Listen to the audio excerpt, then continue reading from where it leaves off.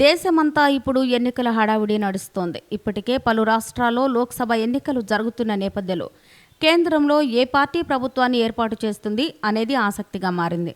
గత ఎన్నికల్లో Narendra Modi one man షోతో మ్యాజిక్ ఫిగర్ సాధించిన బీజేపీ ఈసారి ఎన్నికల్లో అన్ని సీట్లు వచ్చే అవకాశం లేదని రాజకీయ విశ్లేషకులు అభిప్రాయం వ్యక్తం చేస్తున్నారు.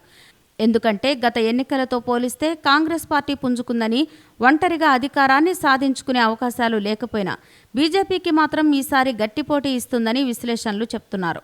ఇక రెండో దశ పోలింగ్ ముగిసిన తర్వాత కూడా ఇవే వ్యాఖ్యలు వినిపిస్తున్నాయి.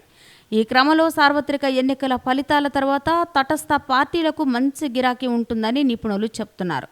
ఇక తటస్థ పార్టీల విషయానికి వస్తే ఎన్నికల నేపథ్యంలో కొన్ని పార్టీలు ఎన్డీఏలో, మరికొన్ని యూపీఏలో చేరిపోయాయి.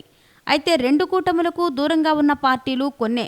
అలాంటి ఓట్లలో ఒడిశాకు చెందిన బీజేడీ, తెలంగాణకు చెందిన టీఆర్ఎస్, ఏపీలో వైసీపీ వర్గాలు ఎన్డీఏకి, యూపీఏ కూటములకు దూరంగా ఉన్నాయి. దీంతో తాజాగా విశ్లేషకుల అభిప్రాయం ఏంటంటే లోక్సభ ఎన్నికల ఫలితాల తర్వాత వైసీపీ కింగ్ మేకర్గా అయ్యే అవకాశం ఉందని అభిప్రాయం వ్యక్తం చేస్తున్నారు.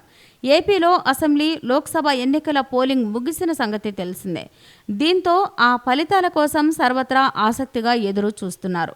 ఈ ఎన్నికల ఫలితాల్లో వైసీపీకి 20 ఎంపీ సీట్లు వస్తే కేంద్రంలో చక్రం తిప్పే అవకాశం మెండుగా ఉందని విశ్లేషకులు అభిప్రాయం వ్యక్తం చేస్తున్నారు. ఇప్పటికే పలు జాతీయ సర్వేలు వైసీపీకి ఖచ్చితంగా 20 ఎంపీ సీట్లు వస్తాయని చెప్తున్నాయి.